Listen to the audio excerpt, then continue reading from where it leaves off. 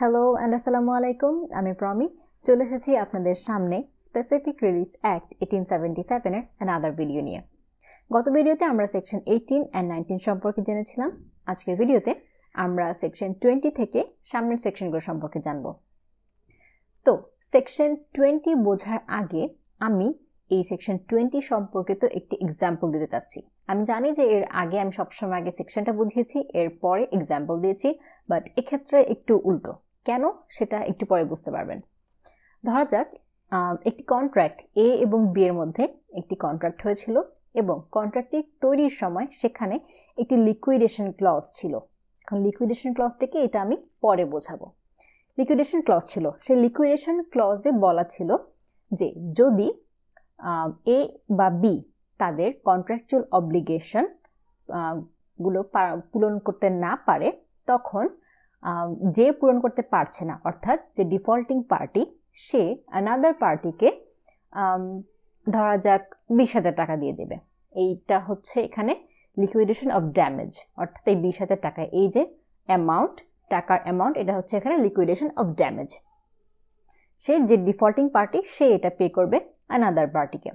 এখন দেখা গেল যে কন্ট্রাক্টটি করার পরে যখন এটি আসলে করার সময় এলো, তখন দেখা যাচ্ছে যে বি তার কন্ট্রাকচুয়াল অব্লিগেশনগুলো পূরণ করতে পারছে না এবং তখন সে এ কে বলে দিল যে আমি আমার কন্ট্রাকচুয়াল অব্লিগেশন পূরণ করতে পারছি না, but I will pay you the liquidation of damage amount, যেটা ছিল অর্থাৎ 20,000 টাকা ছিল, সেটা সে দিতে রাজি।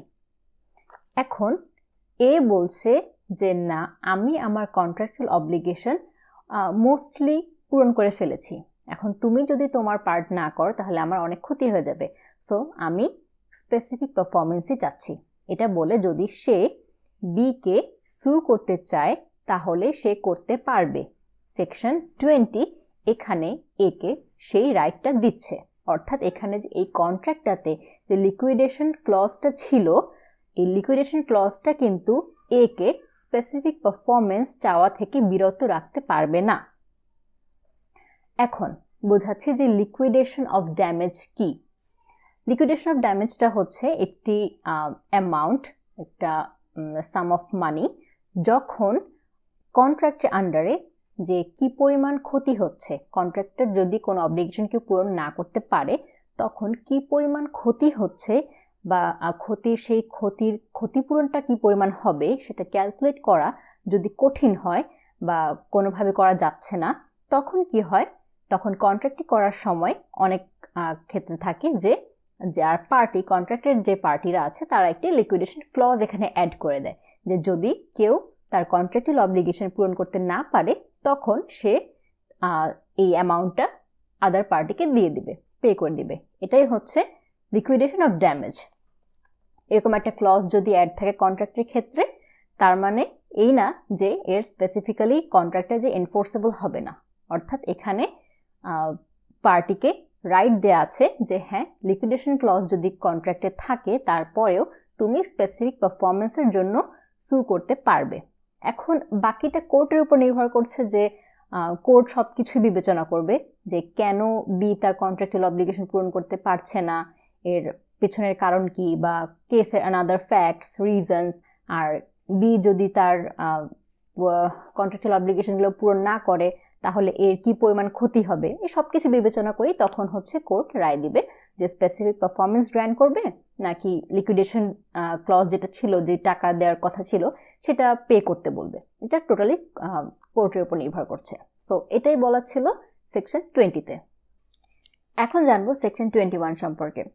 সেকশন 21-এ টোটাল 8টি ক্লজ আছে, ক্লজ এ থেকে এইচ পর্যন্ত। এই ধরনের এই 8টি ক্লজে 8 ধরনের কন্ট্রাক্টের কথা বলা হয়েছে, আর এই ধরনের কন্ট্রাক্টগুলো স্পেসিফিক্যালি এনফোর্সেবল না।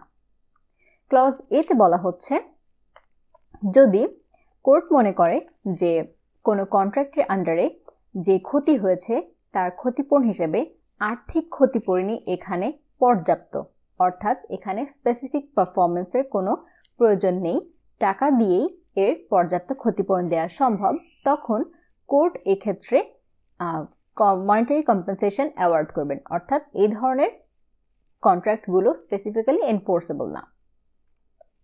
ক্লজ বি, ক্লজ বিতে বলা হচ্ছে যে যদি কোনো কন্ট্রাক্টে টু মেনি মাইনর ডিটেইলস থাকে, অর্থাৎ অনেকগুলো অব্লিগেশনস থাকে। যদি কোনো কন্ট্রাক্টে অনেক অব্লিগেশনস থাকে তখন এই ধরনের কন্ট্রাক্টগুলো স্পেসিফিক্যালি এনফোর্সেবল না। এছাড়াও ক্লজ বিতে আরও বলছে যে যদি কন্ট্রাক্টটি এরকম হয় যে কন্ট্রাক্টটি কোনো ব্যক্তির পার্সোনাল কোয়ালিফিকেশনের উপর নির্ভর করছে অথবা কোনো একজন পার্টির বা ওয়ান পার্টির ইচ্ছার ক্ষেত্রে নির্ভর করছে, বেশিরভাগটাই সেই পার্টির ইচ্ছার অধীনে নির্ভর করছে, তো এই ধরনের কন্ট্রাক্টগুলো স্পেসিফিক্যালি এনফোর্সেবল না। এরপর ক্লজ সি।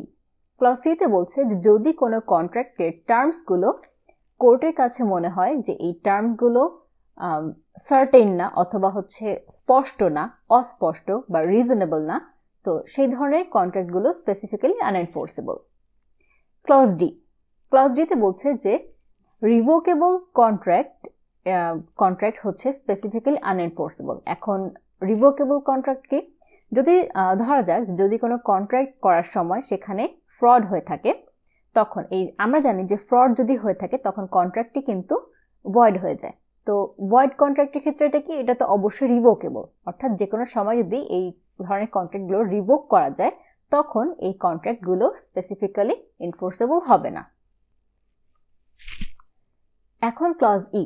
ক্লজ ইতে বলছে যে যদি কোনো ট্রাস্টি কোনো থার্ড পার্টির সাথে কন্ট্রাক্ট করে যা তার লিগ্যাল ডিউটিকে এক্সিড করে, সেই ধরনের কন্ট্রাক্টগুলো স্পেসিফিক্যালি এনফোর্সেবল না। এখন জিনিসটাকে যদি ভেঙে বোঝাই যে ট্রাস্টির কাছে একজন পার্টি তার ট্রাস্টির কাছে তার প্রপার্টিটি গচ্ছিত রেখেছেন। এখন ট্রাস্টির কাজ কি? ট্রাস্টির কাজ হচ্ছে শুধু ওই প্রপার্টিটি দেখাশোনা করা।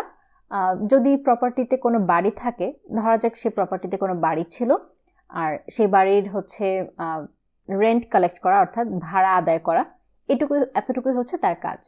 এখন সেই ট্রাস্টি যদি অন্য কোনো থার্ড পার্টির সাথে কোনো কন্ট্রাক্ট করে এই বাড়িটি বা সম্পূর্ণ প্রপার্টি বিক্রি করে দেওয়ার, তখন এটা কিন্তু তার লিগ্যাল ডিউটিসের আন্ডারে পড়ে না। তার লিগ্যাল ডিউটিস কিন্তু ছিল না এই বাড়ি বিক্রি করে দেওয়া।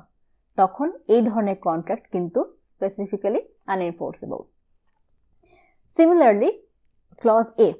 ক্লজ এফ বলছে যে যদি কোনো কর্পোরেশন কোনো স্পেশাল পারপাজের ক্ষেত্রে তৈরি করা হয়ে থাকে, তখন তারা এই যে স্পেশাল পারপাজের জন্য ক্রিয়েট করা হয়েছে, এছাড়া যদি অন্য কোনো কোম্পানির সাথে এখানে যদি কন্ট্রাক্ট হয় যা এদের এই স্পেশাল পারপাজের সাথে কোনোভাবে রিলেটেড না, অর্থাৎ এখানেও কিন্তু তাদের লিগ্যাল ডিউটিসকে এক্সিড করছে, তাদের পাওয়ারকে এক্সিড করছে, তখন এই ধরনের কন্ট্রাক্টগুলো কিন্তু আনএনফোর্সেবল স্পেসিফিক্যালি।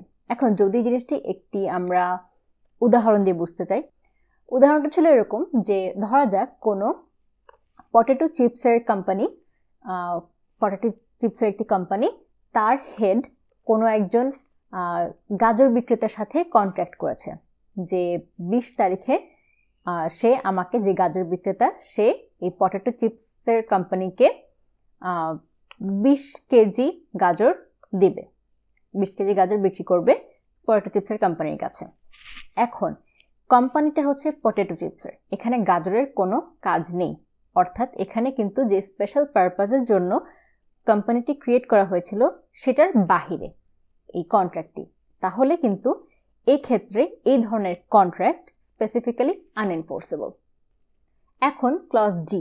ক্লজ ডিতে বলছে যে যদি কোনো কন্ট্রাক্ট এরকম হয় যে এখানে টানা 3 বছরের অধিক সময় ধরে কন্ট্রাকচুয়াল অব্লিগেশনসগুলো পালন করতে হবে, তখন এই ধরনের কন্ট্রাক্ট স্পেসিফিক্যালি আনএনফোর্সেবল। এখন হয়তো অনেকের মনে প্রশ্ন আসতে পারে যে তার মানে কি এই না যে 3 বছরের অধিক সময়ের জন্য কি কোনো কন্ট্রাক্ট হয় না, বা এরকম কোনো প্রজেক্টকে হাতে নেওয়া হয় না যেখানে 3 বছরের বেশি সময় ধরে কাজ করা হচ্ছে? হ্যাঁ, অবশ্যই হয়, কিন্তু এই ক্ষেত্রে প্রতি 3 বছর পর পর কন্ট্রাক্টটি রিনিউ করা হয়। এখন এই সেকশনের ফাইনাল ক্লজ এইচ। ক্লজ এইচে বলছে যদি দুটো পার্টির মধ্যে বা তার অধিক পার্টির মধ্যে কোনো কন্ট্রাক্ট হয়ে থাকে, যে বিষয়টি নিয়ে কন্ট্রাক্ট হয়েছে অর্থাৎ দ্য সাবজেক্ট ম্যাটার, যে বিষয়টা নিয়ে এখানে কন্ট্রাক্ট করা হয়েছে সেটি কন্ট্রাক্ট করার পূর্বেই যদি এক্সিস্ট না করে, অর্থাৎ it has been cease to exist. Cease to exist মানে কি, এক্সিস্টই করছে না, তার এক্সিস্টেন্সই আর নেই, অস্তিত্ব নেই। অর্থাৎ যদি এরকম হয় কন্ট্রাক্ট করার পূর্বেই সাবজেক্ট ম্যাটারটি এক্সিস্ট না করে সেক্ষেত্রে, এবং কন্ট্রাক্ট করার সময় কোনো পার্টি এই বিষয় সম্পর্কে জানতো না যে সাবজেক্ট ম্যাটার এখানে এক্সিস্ট করে না, তখন কি হবে, এই ধরনের কন্ট্রাক্টগুলো স্পেসিফিক্যালি এনফোর্সেবল না। এটাই বলা ছিল সেকশন 21-এ।